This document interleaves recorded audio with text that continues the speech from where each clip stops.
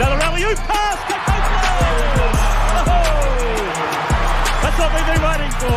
Unbelievable timing on that. And it's the Tigers straight away. Game. Alley-oop to Copeland! What a start! Welcome to the ultimate Supercoach and Fantasy Sports Show. You are now listening to the Insight Fantasy Sports Podcast.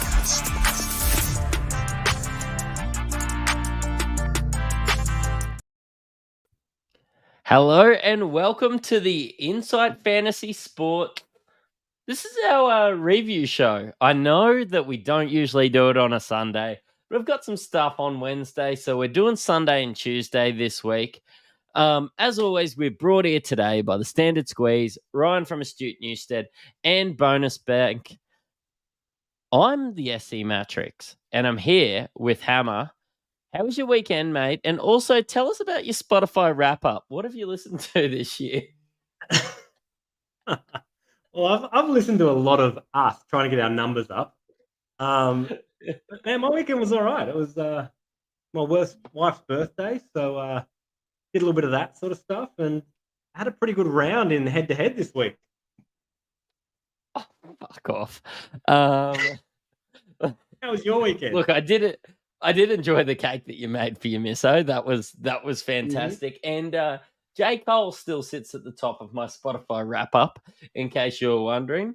I just got back from the parents' place, got out of the pool. I'm looking all tanned and shit. Didn't have time to put my Bullets jersey on, but you know what? I would have taken it off by about halftime in that game. Look, on today's show, it's a bit of a weird day, but we're going to cover our teams. We're going to review the games from a Supercoach perspective. We're going to touch on some trade thoughts and answer all your questions along the way. Squeeze of the Week's going to happen on Tuesday because the week hasn't wrapped up yet. And we'll tell you all our ranks and everything on Tuesday in our preview show. I believe it's a little bit of a weird week next week because there's games pretty much all week next week. So we'll start chatting with a little bit of that. And yes, I do look like I've had a little bit of an early start on the Standard Squeeze by about 11 a.m. this morning. So you're in for a great treat. Mate, let's head into...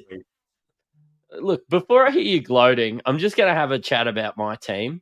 I finished on 365, which was enough to beat Banksy and Podmasters, but not enough to get Hammer this week.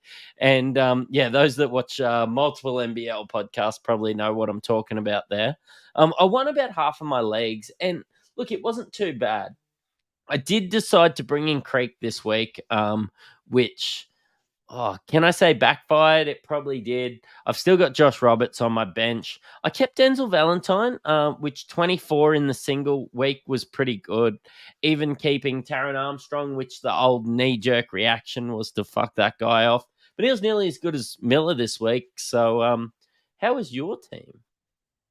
I was happy after the last game Sunday. I wasn't happy going into the round, man. I was panicking all week. I had FOMO over not having Source, and then I restructured my team at the last minute to bring in Source and Krislovic, of all people. You got beaten by a team with Krislovic in it. Look, the Source was a solid captain. He wasn't spectacular. Southeast Melbourne were awful. Probably the big ones for me were keeping Parker Jackson-Cartwright on the bench. He went off. McCall was good in the second. Cam sucked in the first, but it did enough. Started Magnay and Wardenberg, and it paid off with all the guys losing Creek. Yeah, I mean, like, I started Creek instead of Wardenberg, so that probably only cost us 5 points, but I think I only lost by about 5 points to you, so that stings a little bit. 422 versus 365. Did you get 422 in the end? You're kidding me. 422. How many did Krislovic get? 10. Over the double. Mate, we'll answer a couple of these questions. Can I just stuck in? Can you just answer Theo's questions for me? Is this on tonight? It appears so, Theo. Well done for tuning in. You must have got the notification.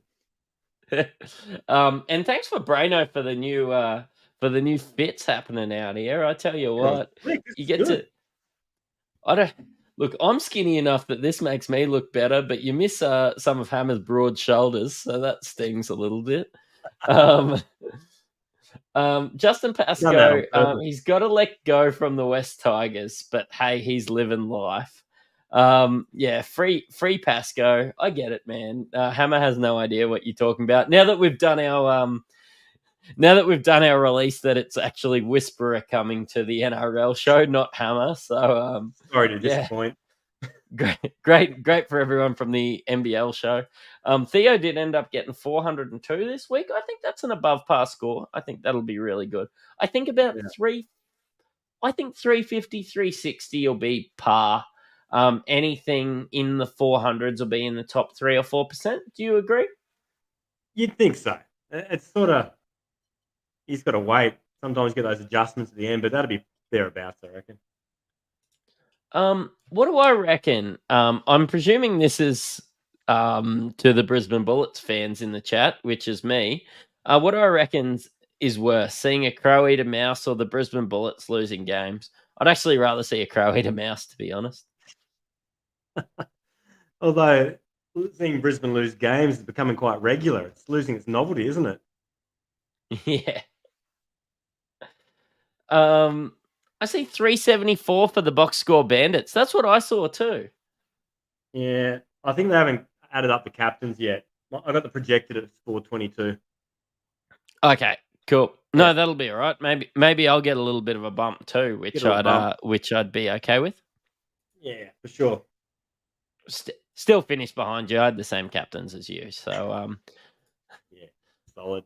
Look, let's head into, I suppose, some of the games. And the first one, Southeast Melbourne were, how am I going to sugarcoat this? Awful against Melbourne United. And when Melbourne United pumped the Bullets last week, I was like, Melbourne, either the Bullets suck or Melbourne United are the real deal. But maybe Melbourne United are the real deal. Look, I think Melbourne are the real deal.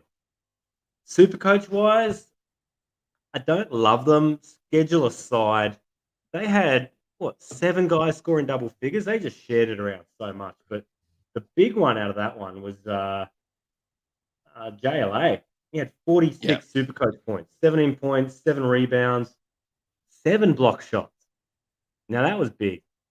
But to be fair, all he had was block shots really up until about three-quarter time. He went bang in the last and padded those stats. But, yeah, he had his way with Source. Source just struggled against the length, didn't he?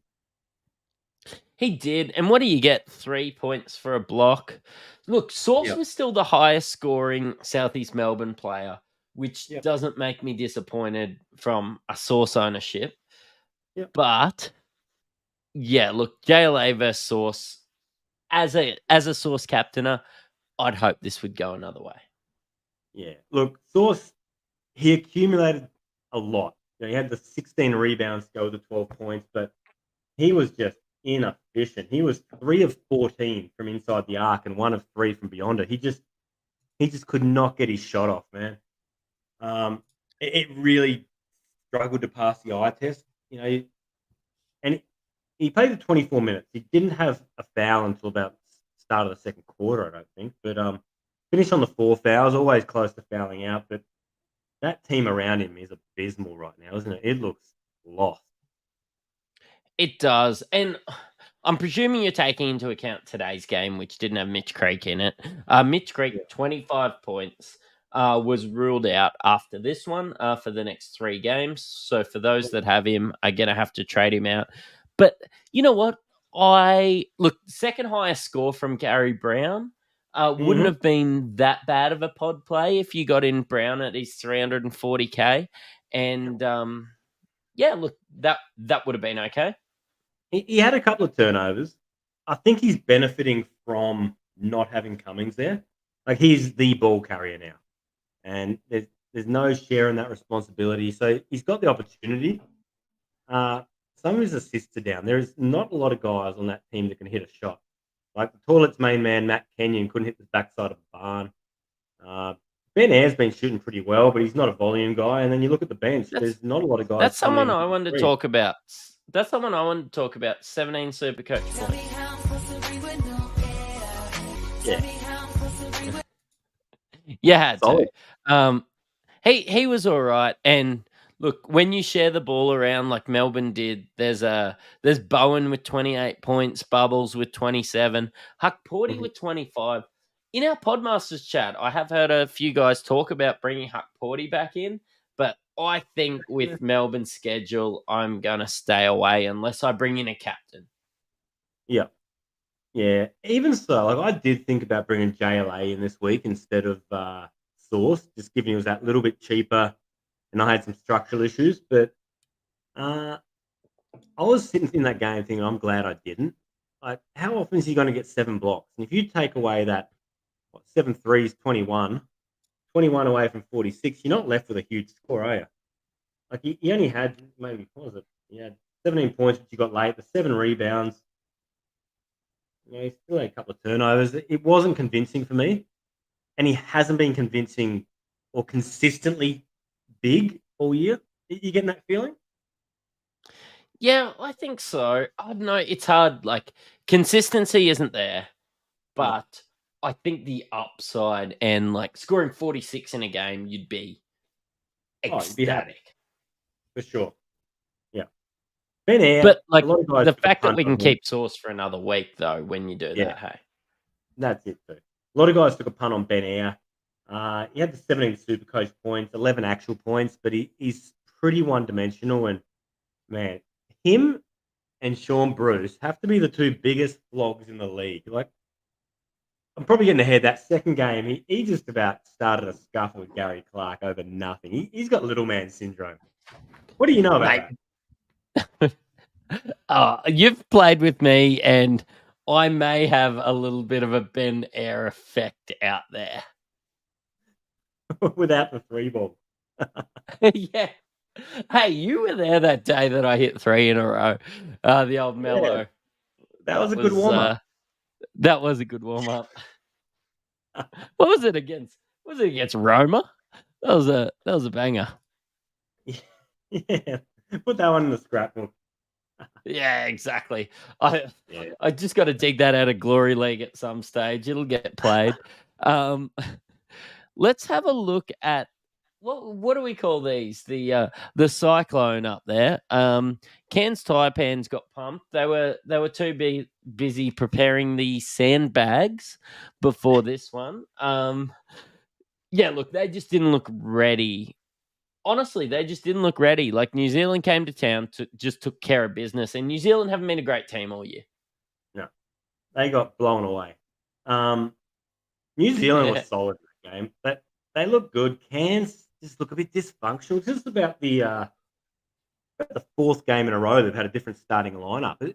Is there an issue here with role clarity? Because they changed it up again on today's game. The guys just not know when they're playing. Yeah, I know. Like we as Supercoach owners, maybe we shouldn't have jumped on Josh Roberts, but you have a look and they went really well with Josh Roberts there, and you just go, fuck it. Let's get that guy in because obviously the coach is watching the same game that we are. And then there's a completely different lineup where Sam Menenga's the best center in this game. And then you've got Wardenberg like not pushing in. You've got Bobby Clintman as, a backup to what, Gak and Bull Qual? Like, I just can't. And Jonah Antonio, like he was about a bee's dick away from hitting a game winner the other day. Surely he gets some minutes after that, and he gets absolutely nothing. I can't work this Cairns team out, and I'm only looking at Cairns under the microscope due to this. They've still got a double coming after this week. Mm-hmm. Yeah, I think outside of Miller and Roberts, you just don't know what you're going to get each week. I mean, this is some kind of Forrest Gump shit. Life's like a box of Taipans. You never know when it's going to bite you. Well, it's bitten us a fair few times this season, even with the schedule. Look, go back to Roberts.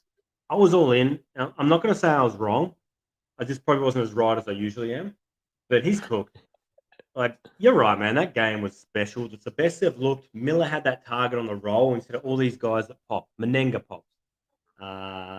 Wardenberg pops. Clintman pops. Like, it's really nice to have a guy who dives to the hoop, and he did a job on JLA, and now he can't even get in the rotation. Like, 8-9 minutes seems to be his ceiling now, and for -1 Supercoach points, that's got to hurt for anyone who owns him. I abandoned ship this week. Did you still hold him?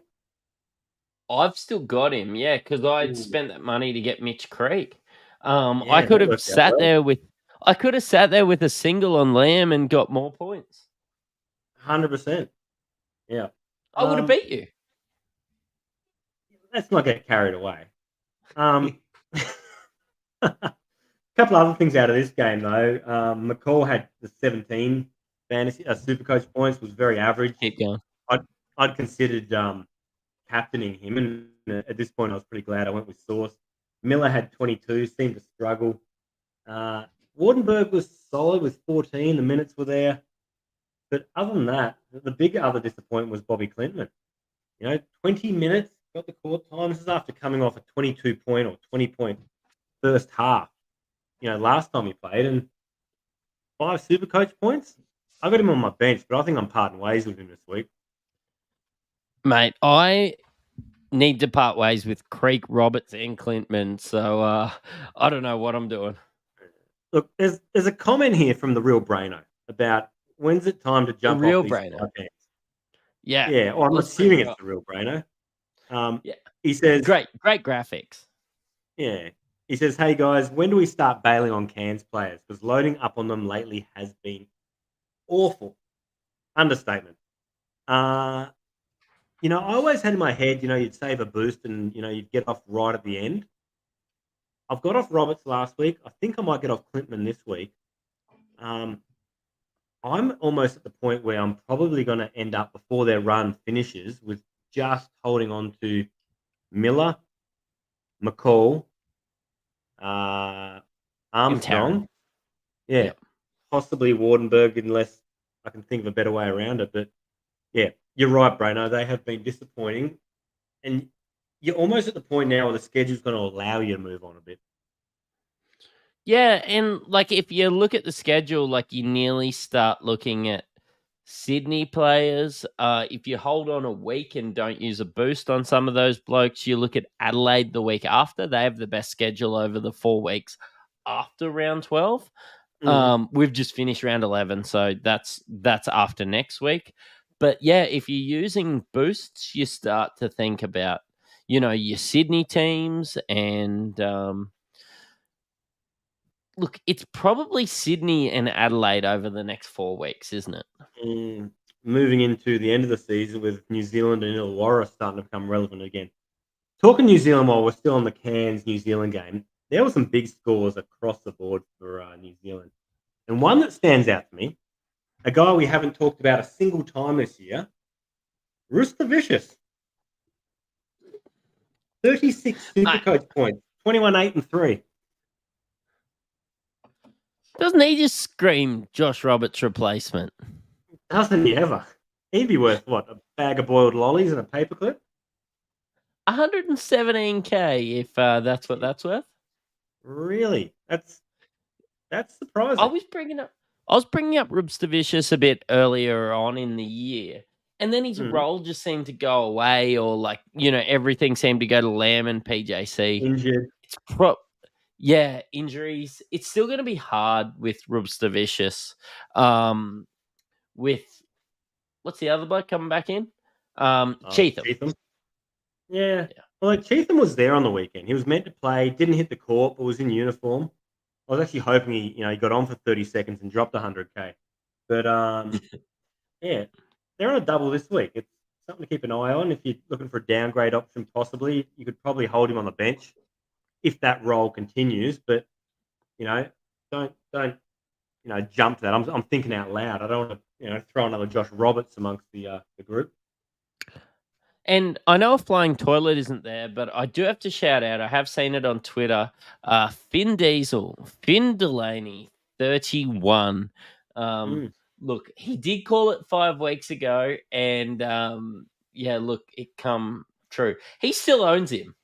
Can I say? You could put it. It doesn't matter, man. Like one hot day doesn't make a summer. I mean, you can put a cat in the oven. Doesn't make it a biscuit. Like he's not someone you're going to be trading. What? What? What? What are you doing with your cats?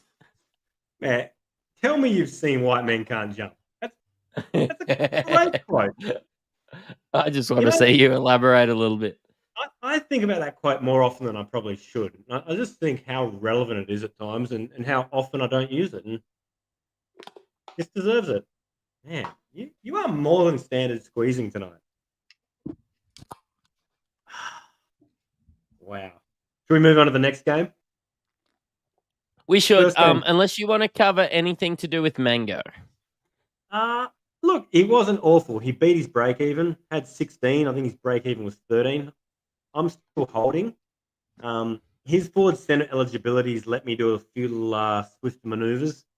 And I might hold this week before I look to get rid of him, but we'll see. He will hold cash at least anyway.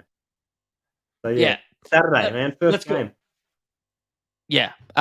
Perth versus Jack Jumpers. Let me know what you thought of this one. Outside of Supercoach.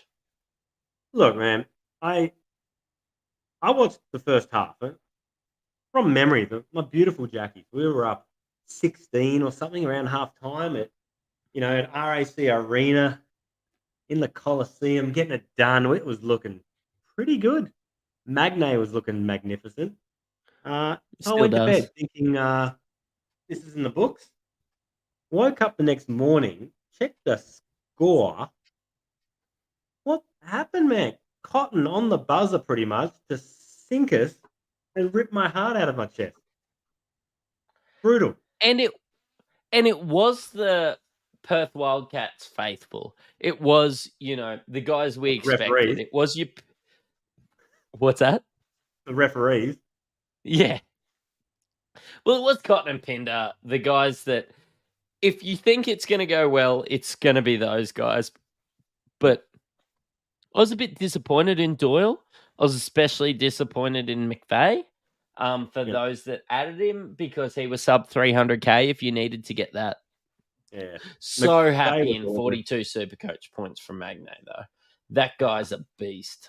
Man, the double-double in only 19 minutes, 17-10 with the 4 blocks. Look, it was a little bit quieter today, but man, I think we can almost expect this from him. Thereabouts. Over a double round, he should pop up like this at least once in the weekend. Once again, Marcus Lee only played the 8 minutes. Magnay played almost 20. And my man, Fabian Krislovic, 6 points, 4 rebounds for 10 Supercoach points, which was the difference. That's great. I'm so happy for you. Appreciate that. You know what? I almost didn't go Krislovic, and I was looking at Nick Marshall. That could actually work out all right too. I'm just glad that Ben Henschel saw the floor for his 0 Supercoach points. Shout out to Ben. Look, if ever you need a place to stay out in Toowoomba, you can come and see Hammer. Man, I'll just check the box score. He played 3 seconds. Yeah, it was the best 3 seconds you've ever seen in your life. I tell you what. How the far energy was elite. Is he under 50K now?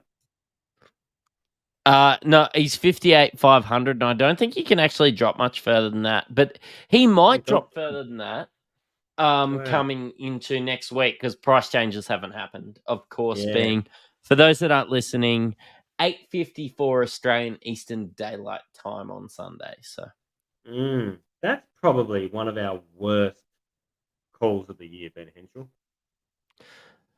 I mean, that would have been one of your calls, right? Forward guard, bottom dollar. He did go up a little bit. I think I made $1,500 on him, which is about as much as I've lost on the pokies over the years. So yeah, you've broken even. Perfect. Let's go away from you, Jackies, because I don't want you to be too sad. But Yeah, Illawarra Hawks looked kind of good against Southeast Melbourne Phoenix. Tell me what happened in this one. man, I'm just about jumping on the Justin Tatum hype train. Justin. He's let's call it 4-0. Like they lost one game by a point. So this is more than Jacomas did in three seasons, right? Yeah, true. And they're passing the eye test. They look better. Like the first play of the game, they had Gary Clark coming off a back pick for the alley-oop dunk. Like they're playing an exciting brand. They're up and about. And I actually, for the first time this year, am considering starting to bring Illawarra Hawks in. Given they got that run at the end of the season, Sam Froling's been solid. Gary Clark's been exceptional. Justin Robinson still wouldn't touch him, but Tyler Harvey had a good weekend. Tyler Harvey did, and Justin Robinson wasn't too bad in this one. He did get 27, but everybody got buckets against Southeast Melbourne, who, I don't know, like it's hard when you're trying to work out the playoff schedule, and I know it's only halfway through the year, but Southeast Melbourne were 4th or 5th, but the Bullets keep losing. Southeast Melbourne are thereabouts. Like Cairns are still playing a lot of games, trying to get their bumps. Like, yeah. Like it's still mathematically possible. Yeah, they could hit playing. Yeah, and they just showed that they could beat the 4th best team by 30. Like, yeah, well, to be fair, I just don't know how they were even in 4th. Like, I saw it the other day; they were 4th or 3rd or something. Southeast Melbourne were, and I just thought to myself, they have not looked good all year. They had that one game. Just after they got rid of Cummings, they looked inspired and got it done. But they're a perennial underachiever. You think about how they went under Simon Mitchell. Offense always looked good. I used to love their high post action. A lot of backdoor plays. I wish they'd bring that back. That was good. But their defense has been leaky since day one. But yeah, I think they're just going to implode again. They just cannot get it done on the defensive end. And probably the only other thing here is that Nader played, right? Yeah, did he? I can't see him on the Supercoach score, so maybe he hasn't got added yet. No, he got added. He's he played 16 and a half minutes, had 9 points, 4 rebounds for 9 Supercoach points. Look, he's obviously a little rusty, but he hasn't played basketball. Yeah. You know what he reminds me of? He reminds me of Matt Barnes from the Lakers. When they had that championship, right?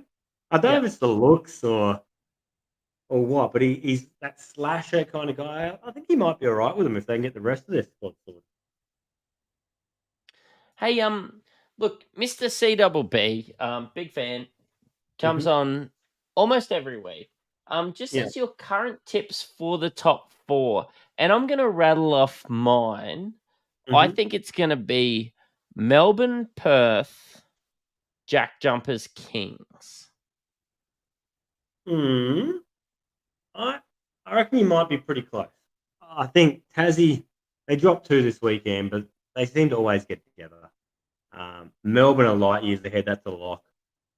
Perth have started to come good. They're playing better basketball. I think that 4 spot's up for grabs, and I reckon the play-in this year is going to be wild. I'm going to say Illawarra make the play-in. I'm going to say Cairns make the play-in. Yep. And at least one more team there. So Adelaide's that's Southeast Melbourne and Taipans missing out, right? So Southeast Melbourne and Bullets missing out. Yeah. The Bullets will miss for sure. Southeast Melbourne will be thereabouts, but I'm also New Zealand, if they can string a couple together here, might be okay. I'd like to see New Zealand make the playoffs. I would. I just don't see it. Yeah. 5 and 9 at the moment. That's a long way behind. Yeah. Although, what do we get? 1, 2, 3, 4, 5, 6. 7 and 9 is on the bubble. Yeah. Yeah. Yeah, no, that's fair. Cool. Look, let's duck into some actual Supercoach points with these guys. Sauce 33, Brown 28 to go with his 26 before. Air 23 to go with his 17 before. Mhm. Ruben Tarangi back after the birth of his child in this one. Probably got an extended run due to how much they were getting pumped. And look, Illawarra, Gary Clark, Tyler Harvey, Sam Froling, and Justin Robinson all above 27 Supercoach points. You're going to love that, aren't you? You will. Gary Brown was ordinary in this one. He shot 1 of 12. He had 6 points, 6 rebounds, 6 assists, stealing a block. Like that 28 he accumulated, he did it the hard way. It did not look easy. He only played the 23 minutes. Source only played 24, but had 17 and 12. Probably just about fouled out again. But imagine if Source got, say, 30 minutes a game. That extra 6 minutes, that's a few more stats. Like, that's almost an extra quarter of his playing time. You increase that score by 25%, he's looking pretty tidy. The difference between that is like Master Foods tomato sauce to Master Foods smoky barbecue sauce, which is the most elite sauce that you can get. Yeah. That's a pretty solid analogy. Yeah, thanks, man. Means a lot. Let's head into Melbourne versus the Adelaide 36ers. Yeah. Outside of that extremely great highlight of DJ 3J, they have shortened the rotation in Adelaide where about 5 players get a really good extended run, and Melbourne United played absolutely everybody in this one. Yeah, I think this was over before it started. Adelaide, they made it respectable in the end, but, they were never going to win this. Look, Travers, 14 and 11, had 37 Supercoach points. JLA, 15 and 12, doubled again. Delavadova, 13, 5 and 7. He was solid. Look, they just hit the scoreboard all around. It was pretty impressive, and it's impressive, but it's also worrisome because, like, they all came big in that game, but there are games where you don't know who's going to pop up, right? Like Travers, he's been hit and miss. Yeah, Travers has been hit and miss, and then he comes great in this one. Like, I know a few people looked at him in this one, and I'd love to leave an analogy, but Rob's Punk has just told me to go and F myself in the chat and said, just leave the analogies to you there, mate. But how do we give him a top fan badge? He can be a top Hammer fan. He popped on ours and Braino's chat the other day, and he just left one comment like, I turned it off when I realized Hammer wasn't there. You just have 10 in the bin, my friend, and that's a yellow card in FPL. So we'll leave that there. Rob looks like the kind of guy who knows talent when he sees it. But look, the Adelaide 36ers, here's a guy that we've sort of been keeping an eye on since you just deceitfully told me late that he's forward centre eligible. Jacob Wiley, 14 and 9 for 27. He could be in my team next week. What do you think of Wiley? I liked it. I think the way that he plays with his energy doesn't always translate to Supercoach points. No. But he's always in the top 3 or 4 with the 36ers. And it's either, the guards or Humphreys or whatever. I think that Jacob Wiley I think his floor is 20, but I think his ceiling is 30, and that's enough. Yeah. Look, he played more minutes than anyone. He played just under 35 minutes. But I think if you've got a matchup where there's a mobile power forward, like we're talking like a Travers, a Creek, someone like that, they don't have another guy, because they won't play Galloway for some reason, who's going to go with them. So I think matchup dependent, they're going to be very reliant on him playing big minutes. Why won't Galloway play? He had a DNP here. When I watch Galloway play, I think that he's a talent worth getting minutes in the NBL. And I'm not just.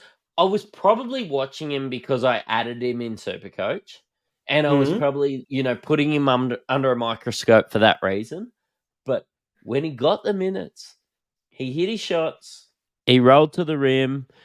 He wasn't afraid of the moment. I think he was better than Alex Starling. Yeah. Look, I was talking to a mate about this today. Tyron Galloway is where Jaylen Galloway was 2 years ago. The only difference is Jaylen Galloway has got the time, and man, he was phenomenal today. And I was saying, we're talking about the jack jumpers in that game. And we're saying there's some big decisions after this season for the Jackies. There's some guys who are out of contract. Krislovic is out of contract. Drimmick's out of contract. The 3 imports are out of contract. Bairstow's out of contract. So there's some space to move on the roster. Galloway not playing in Adelaide, he'd be a very solid fit down in Tassie. I like his length. I think if he went to Tassie, he could become his brother.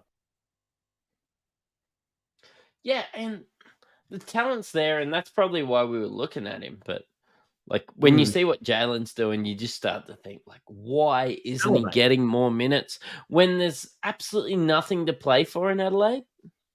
Yeah. And like you are blooding your youth so you can, say to them, hey, we've given you a run. There's going to be opportunity next year. Please re-sign. Why not this guy? Do you not want to re-sign him? Crazy. Anyway. Absolutely bonkers. Let's go into... Sorry. I'm going to give you a moment. Sydney Kings 90 took care of the Jack Jumpers 82. Jack McVeigh come back and gave it his all with his 29 Supercoach points. Jordan Crawford, 21. The people that were thinking of captaining these guys would have been really disappointed. Milton Doyle doesn't look back to his best. Marcus Lee and the Will Magnay split was, I suppose, a little bit more than what we probably expected at the start when he come back. But tell us about your Jackies, mate. Are you okay? First quarter was good, and then it just seemed like it just wasn't there for him after that. Yeah, it just didn't happen. Doyle's been average this weekend. He's obviously fighting jet lag and some other stuff. Crawford was good. They're a little inefficient. McVeigh was really good. He shot the ball well. But yeah, other than that, there is very little going on Supercoach wise. And Magnay had 10. He had a couple of turnovers, so it could have been a bit more, but it bumped him up to I think a 53 or something for the weekend, which is very solid. I started him, I was happy with. But that's about all you can talk about with the JJs. It was a forgettable weekend. The Supercoach scores came on the other side of the bench. Is this the best time for me to bring up the fact that with the community team that I was too drunk on Thursday to look at it, so I had to bring in, because it was my birthday on Thursday, that I brought in 2 Jack Jumpers, and I brought in McVeigh and Jordan Crawford. So yeah, look, I'm glad McVeigh played well today, because otherwise there would have been a riot. Yeah, wow. So if we drop out of the top 200, it's your fault. It's big of you to take responsibility. Yeah, look, at least I mentioned it and didn't throw Brano or Mick under the bus. But look, when it comes to the Sydney Kings, 44 from Jalen Adams, 32 from DJ Hogue, 29 from Jaylen Galloway. And I was sort of expecting one of those guys to drop off. Like I thought, you were talking about NBL overtime the other day, and you were saying like maybe they should just start Jaylen Galloway. Maybe they should, but I expected when Jaylen Galloway was getting 30 Supercoach points a game that DJ Hogues would have dropped off. And whoever plays that 4 spot for Sydney just seems to get buckets, right? It's a strange offense. Like, it's very equal opportunity. It's kick it ahead. It's that kind of NBA G League spread kind of style. It's I don't love it. I'm more of a traditionalist. But yeah, look, 44 Supercoach points from Adams. That was good. 15 and 10 assists. 32 from Hogue. The disappointing one for a lot of owners might have been Jonah Bolden. Only had the 14. 17 minutes, 8 and 4. I've come to expect that from Bolden. Like, if you actually watch a game, like, it's when he's hot, they just run with him. But when he's not, he's going to get you a 6 or 7. And we've said it, Like, I think that was a bit more of a split where Hunter wasn't doing really well. Yeah. Bolden wasn't doing really well, so you've got to come to expect that. But I was pretty happy with Valentine. He was sitting on my bench, got the 24 Supercoach points, guard forward eligible, which has given me a bit of flexibility over the last couple of weeks. I'm pretty happy. Good. In breaking news, though, the Supercoach scores have been updated. I did have a 374. Fell well short of the projected. Top 3% have moved up. Great. On the season rankings and the round rankings. Great. With my 365, and I implore everybody to check their Supercoach scores and put them in the chat right now. But with my 365, I've been top 5% and I've moved up 29 spots. So, yeah, look, I'm in the 700s at the moment, and looking at moving forward. Beautiful. I've just cracked the top 4% overall. I'm just inside the top 1,000, 929. Great, man. We're making our run now. We've made the right decisions as we've gone through the last couple of weeks. So, yeah, I'm not 100% sure. Right? Yeah, exactly. So we're going to keep plugging away. I still think I'm still targeting a top 200 finish. So maybe I'm being a little bit ambitious. But let's have a chat about the second game that happened today. Now, I went around to the old boys today, and you know what? I turn up, I have a beer. Anyway, he's got the cricket on the TV. Thanks, man. Means a lot.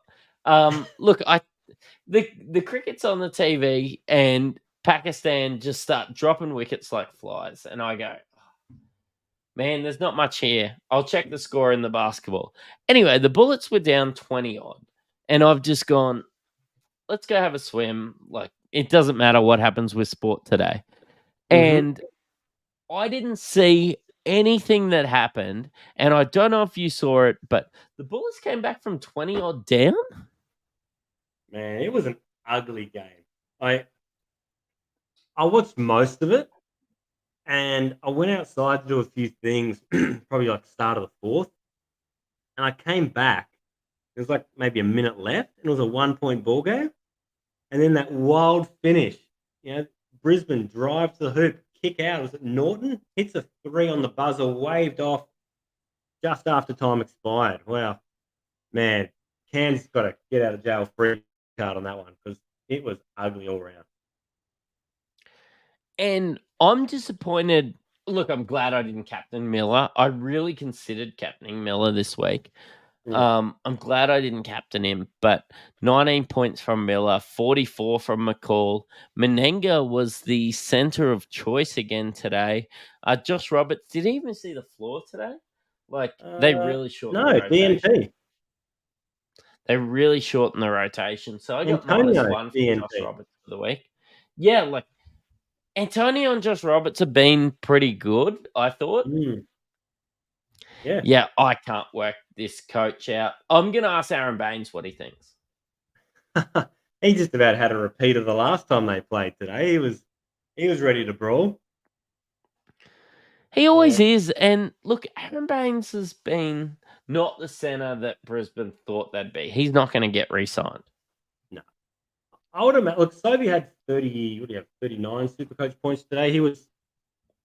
His Supercoach translated a lot better than his actual game did. He didn't look great to the eye. But I think Brisbane need to move on from Baines and Sobey.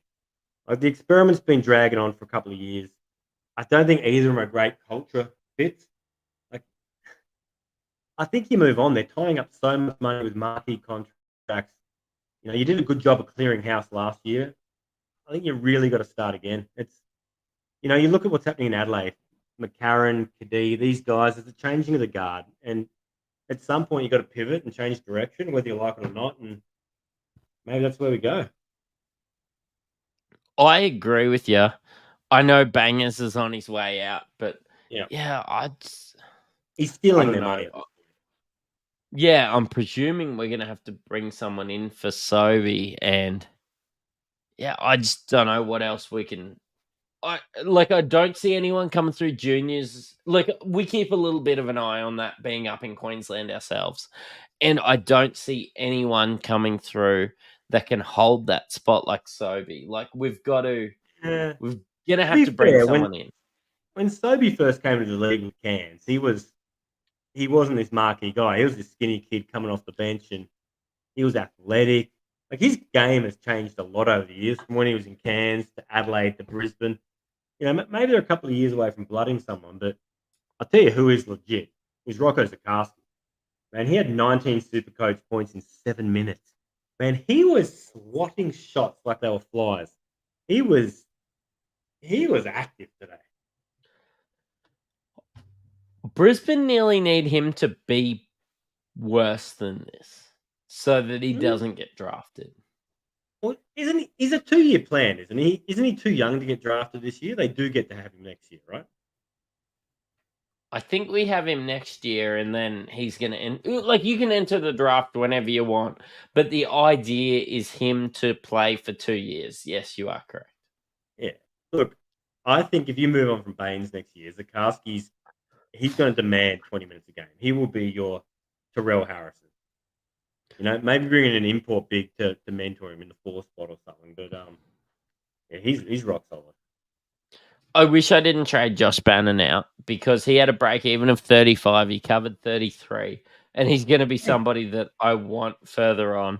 The man is a beast. And I shit you not, honest to God, on my Christmas list is Josh Bannon Bullets jersey.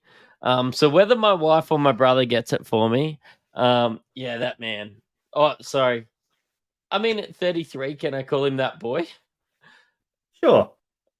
Yeah, that boy. I tell you what, he does it for me. Yeah, man. He's rock solid, man. 15 and 10, coming back from the head knock. And Mitchell goes back again to play only the 9 minutes. It's pretty clear who your starter is in this one. Look, Cairns was solid. Like, McCall, 44 Supercoach points. He almost doubled again, 1 assist shy. And what's been really impressive about him, like, he had the 4 turnovers, but it's not like the 7-8 turnovers we were seeing, previous years. He's a little loose with the rock today, but he's definitely tidied that up. And 2 of 2 from the threes. He's hitting the shot now. No, he was good.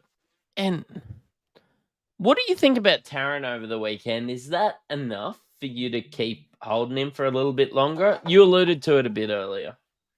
Yeah, he looked better. He actually looked for his shot for once. I think he hit a 3 for the first time this year.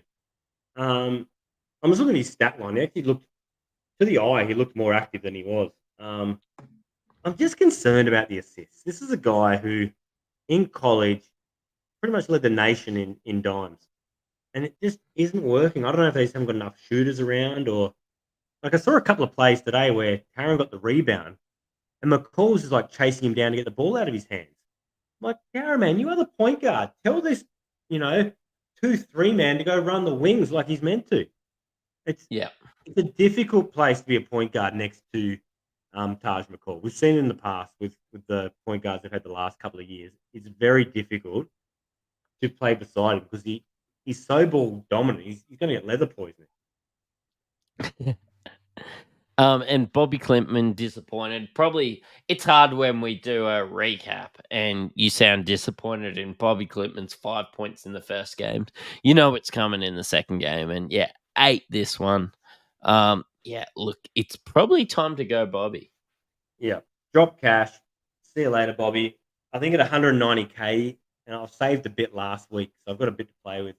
I think there's options in that sort of mid 200K range you could easily move on from. It's probably going to allow me to move McCall finally to the forward position. And then, I'll bring him. I've got Parker Jackson Cartwright on my bench, so I'm going to be looking pretty solid this week. Mate, now that lockouts happen, I can probably start considering a few trades. Let's answer a couple questions, and in the background, when I'm answering some questions, you come in and work out some trades that you're thinking about. But look, let's head into question time. It's question time. Let's answer your questions for the week ahead.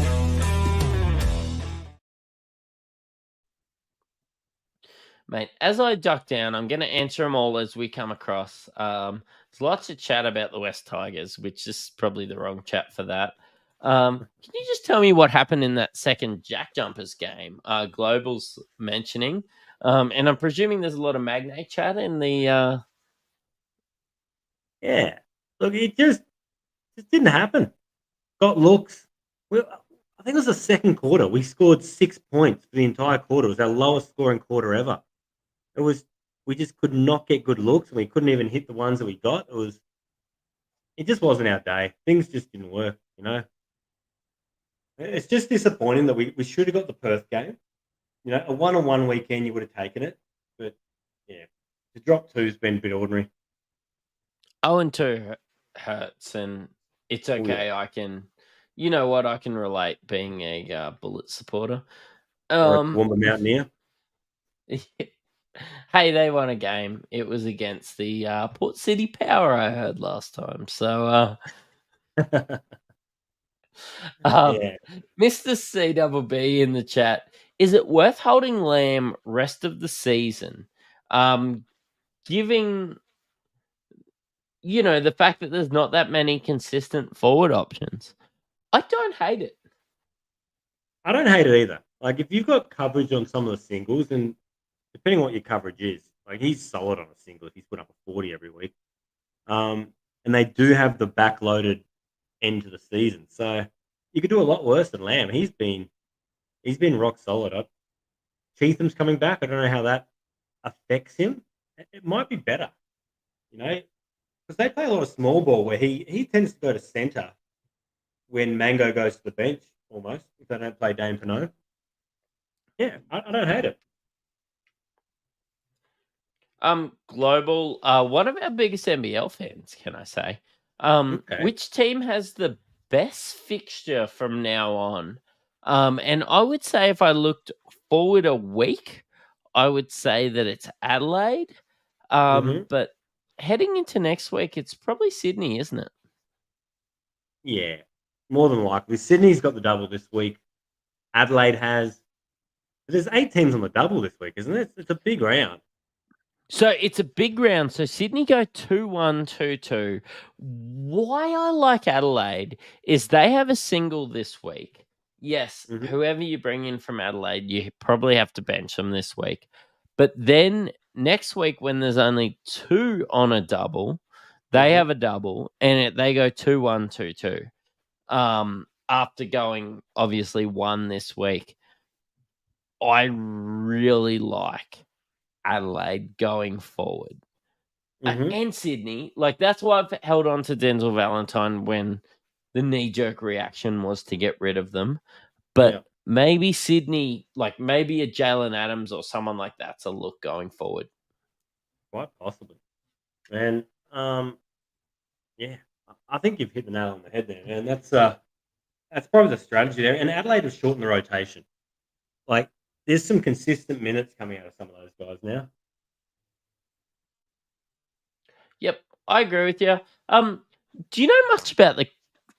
Well, I don't look too much at the referees at the NBL. Like, I know their faces. When I turn up to a local game, I know who they are. But who would you say costs a couple games to the home team as a referee? Do you have a name to throw out there? Negros? Oh, sorry. Our friend with the great... I got caught again. It's been 5 weeks. The guy with the great profile picture. What do you reckon he's got for you? Look, I've probably got one in mind. Look, there's been some refs over the years that have been questionable. Like, you just got to look at when they go to the third umpire for the coaches' challenges, how some of them just love to get their face on the close-up. But look, the new ref this year, the guy who's come over from the G League, he's had some really questionable calls of late. Yeah. But if you want a real comment on the reffing, I'd go to DJ Vasiljevic. He has a lot to say. He does have a lot more to say, and I enjoy the fact that his wage is getting wilted out, even while playing in Adelaide. It just proves he cares. I think he's going to be in the NBL for a few years to come. Rob's Punk has said that Tassie were robbed, mate. He doesn't tell me that Brisbane were robbed, so yeah, look, Rob Punk apparently fucking hates me and loves you, so that's great. Everybody's going to be trading out Roberts this week, I think. What are you doing? You're going to trade out Roberts and Creek? Well, yeah, I've got to trade out Roberts and Creek. Yeah, that's the two, and I would love to trade out Bobby Clintman. I'm thinking about using my last boost, as long as when I look at the schedule, it sets me up going forward. So maybe Illawarra, maybe a New Zealand player. If it means that I move a week early on Bobby Clintman, because you know what we always say, like, are 2 games of Bobby Clintman worth somebody like that from a team that has a good schedule going forward? I think if you're from New Zealand or Illawarra, it's worth trading Bobby Clintman out now. Yeah, more than likely. I'm done with him. He pops up occasionally, but it's not what we're hoping. Like, he would have started the next star's price of 115K. He got up around that 240 mark. We're selling now for 190. So we're making 75 odd grand. Look, take it now. It's only going to get worse. Lamb or Cotton? Theo is thinking Miller needs to go. I don't think Miller's a trade out just yet. Miller? No, I think I'll hold on to him because, look, we talked about the minute split. Him and McCall, you're going to get that 30 to 35 minutes a good night. And he had a down round, but he's had some very big rounds for the last couple of weeks. I'm going to hold the faith. I'll have another week on the training track. He can't be that bad 2 weeks in a row. Just a bit of a shout out. Dave from Do It for Jack is still number 1 for the 3rd week in a row. So that's great. I really hope that we're going to try raise some money for Hummingbird House a little bit. Something he's very passionate about. So hopefully he can keep it going. Theo's also thinking Miller for Cotton and Clintman or McDaniel for... I'm presuming he's asking, who do you have in and around that 200K that you could bring forward? I think Jacob Wiley or someone like that, don't you? I've got an eye on Wiley. I'm just playing with my squad at the moment. I've just had a look at Gary Clark from Illawarra as a forward. He's a bit more expensive, but that sort of 200K mark's a little bit hard to play with, isn't it?